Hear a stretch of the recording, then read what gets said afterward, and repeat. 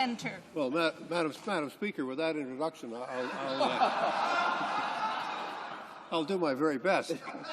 A long time ago, in fact, as members opposite will know, a great many years ago, when I was a small boy, I read the book called Dr. Jekyll and Mr. Hyde, a story by Robert Louis Stevenson. And members will recall the point of that story was that by simply drinking a glass of a particular potion, what seemed like a perfectly responsible and reputable person would suddenly become some kind of a monster. And I must confess, Madam Speaker, when I was listening to the debate unfold this morning and this afternoon, and particularly I say this in the speech of the government House Leader, he looked so good, and I know on television he looked even better. The honourable member spoke about how mayors were surprise, expressing gratitude for the fact that they were getting some money to build a school rink or whatever it may happen to be across the country, and all the projects that are taking place and all the positive things, and saying the last thing this House needs is any infusion of politics, or the last thing the country needs is any infusion of an election. I can remember the Prime Minister saying earlier on in the country doesn't need any political games. Well, that's Dr. Jekyll speaking, and that's the respectable side which we've seen in this debate, and every member who's received any counseling or advice, and I'm sure there are many of us who've received various kinds of counseling and advice with respect to how to talk to the media and how to talk to the camera. Don't raise your voice, talk in a calm voice. There are many members here who do it very well and many members who don't do it so well. Avoid responding to idiotic heckling coming from the other side. Not a good idea.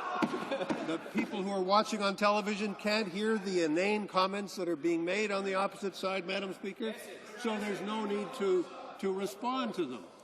But, Madam Speaker, there is another side of the Conservative Party, and there is another side of the Conservative government.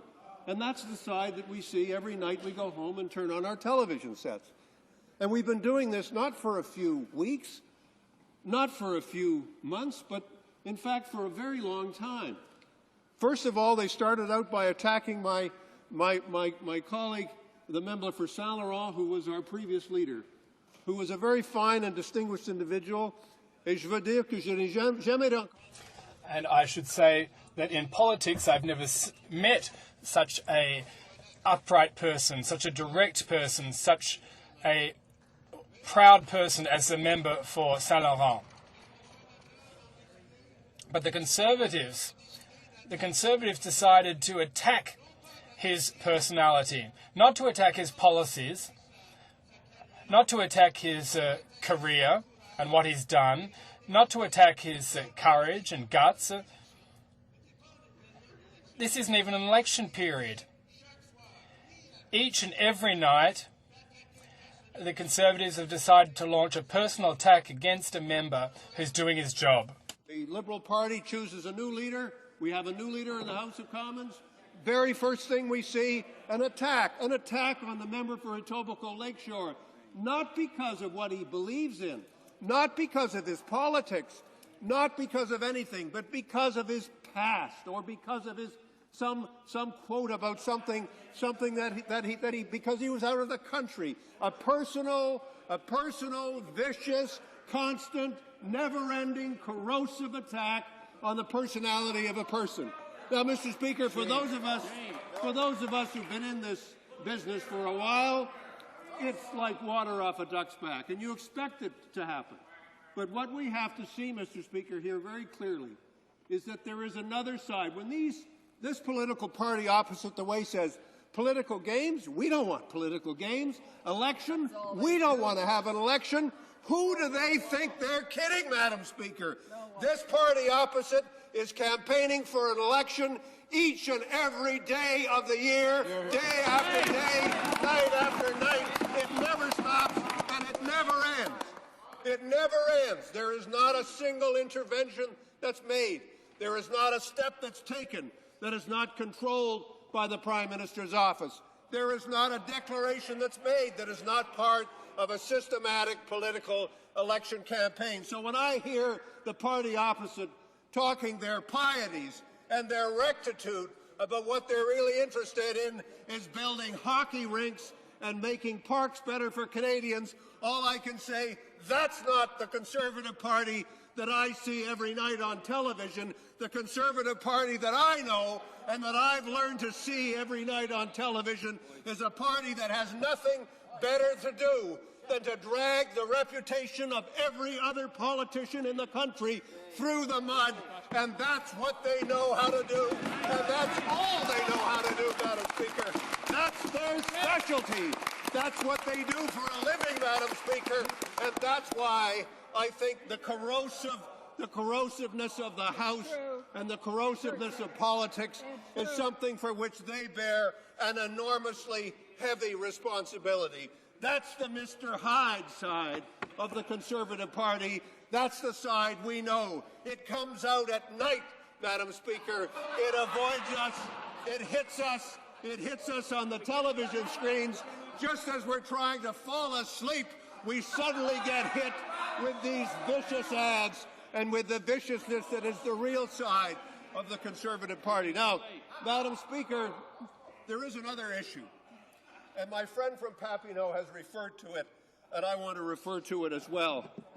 When I think of the issues that are facing the country, when I think of the fact that we have a rapidly aging population that is going through a democratic revolution, when I think of the fact that we have on reserves today in northern Canada 50% of the people on reserve under the age of 25, when I look at the number of those young people who are coming into our cities and who are living in poverty and who have no jobs and no prospects, when I look at climate change, which is affecting us as much as it is any other country and affecting Northerners more than anyone else, I don't see leadership from this government. I don't see leadership on health care. I don't see leadership on climate change. I don't see leadership on the real issues that are affecting the people of the country. When I think, as the member from Papineau said so well, that there are literally thousands and tens of thousands of young people who are leaving high school and leaving college and leaving university without the prospect of a job, and I look at the cynicism opposite, and I see that all they are offering is a 2-year construction program which will do something for some people but will not deal with the fundamentals, then I say we have less than we are worthy of as a country, Madam Speaker, and I think that's why so many of us have lost confidence in this government and have no intention of voting for them again or voting for their half-baked measures and the corrosive cynicism which they have brought to the politics of this country and for which they should be deeply ashamed. Madame la Présidente, je suis... Madam Speaker, I'm proud to serve alongside my leader. I'm proud to serve alongside an intelligent man who is compassionate and who is dignified and who knows about the importance of integrity in political discourse. And this is something that we unfortunately don't see in the politics of the Conservative Party, and that's something that I regret terribly. But there's one thing that I don't regret at all, and that is the decision that we have made as a party to say enough is enough. We're no longer going to put up with this government. We can't put up with a government that doesn't support the Canadian public. Thank you, Madam Speaker. I see many people rising, so I will ask members who intervene to limit their questions to 1 minute, and I'll recognize the Government House Leader. Thank you, Madam Speaker. I'll respect your wishes and try to keep this extremely short so that others can ask my colleague from across the way a question. I was very pleased to be in the chamber actually and listen to him practice his upcoming leadership speech. I do want to take issue, Madam Speaker, very quickly with this whole business about corrosiveness and attack politics. Quiet down, boys. Order. Order.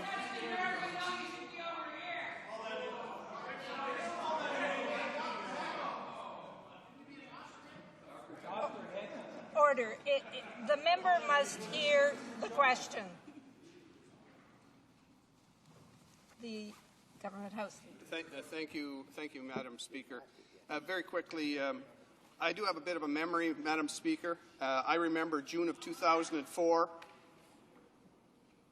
I do remember 2004 and the complete falsehoods that the Liberal Party of Canada, perhaps my honourable colleague was still a New Democrat at that time, I don't remember, but I remember the ad campaigns that were run throughout the June of 2004, Madam Speaker.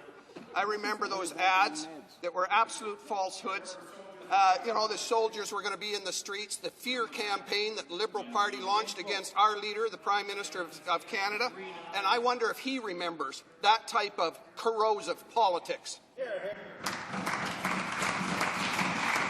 honourable member for Toronto Centre. Madam Speaker, there's going to be rough partisanship in debates, and we all understand that. Look, I mean, you just put your ad. I mean, I'm featured in one of your latest ads, so I mean, I'm happy to see it, Madam Speaker.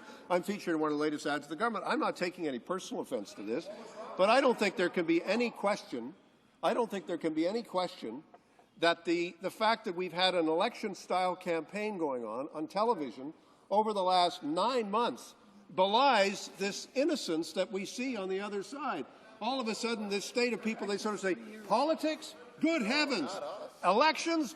Good grief. And they come in here and give answers in question period and answers now that sound as if this other campaign isn't going on. Madam Speaker, it's going on all the time, and it comes out at night. Questions or comments? L'honorable député de... The Honourable Member for Repentigny.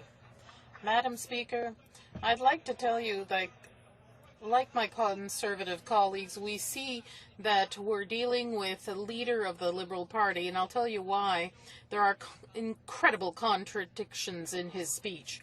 First of all, we have the Liberals telling us we don't want elections, we want to find some way to solve the problems, but they're the first who have tabled a non-confidence motion. They have nothing to propose. Let me give you the example of Quebec. When you look at the Conservatives and the Liberals, you see two visions and the same view. Two leaders, one vision. Both are in favor of having the Securities Commission in Toronto. They are both in favor of reducing the weight of Quebec in the House of Commons to the benefit of Ontario and Alberta. The leader of the Liberals is in favor of the oil sands. The proof of that is the Alberta government wrote to say that he was the best defender of the oil sands project. So the more I look at the Conservatives and Liberals, I find they're really Tweedledum and Tweedledee. The Honourable Member for Toronto Centre. Well, Madam Speaker, I'm sure, and I'm not surprised that this member expressed once again, let's say, the propaganda of the Bloc Québécois, which is well known. But the reality is that there are four parties in the House, and there are different positions. We have a position, and we said, look, we're going to vote against the government. If the others want to do so, that's their decision, the decision of the other parties. If they don't want to, that's their decision too. But I can assure the member that there are many differences between the Conservatives and the Liberals, and between the Liberals and the Bloc Québécois and the NDP. And we will see those differences in the coming days, that's all. A very brief question. Or Thunder Bay, Rainy River, a very, very brief question, half a minute. Is very angry, and I suppose he should be angry because his party used to have EI as a top priority, and they no longer do. In fact, now it appears their top priority is playing chicken over an election that their party is clearly too divided to even fight. But members of his party have indicated that $1 billion for EI is crumbs. Madam Speaker, I'd like to ask the member if he believes that $1 billion for the unemployed in this country is crumbs. Honourable Member for Toronto Centre has 30 seconds to that respond. question very directly, Madam Speaker. I think that what the government is doing on employment insurance is inadequate, and I'll tell the member why. What I think has been said by many government people and others saying is the people who are going to be giving the employment insurance to, the additional weeks to, deserve it. And I agree, they do deserve it. But the implication of what they're saying, and the member opposite knows this very well because he knows that this is an idea that has a long, long history in Conservative thinking, is what they're really saying is these people deserve it, but there are other people who don't deserve it, and they're not going to get it. Now, there are members across that are shaking their heads.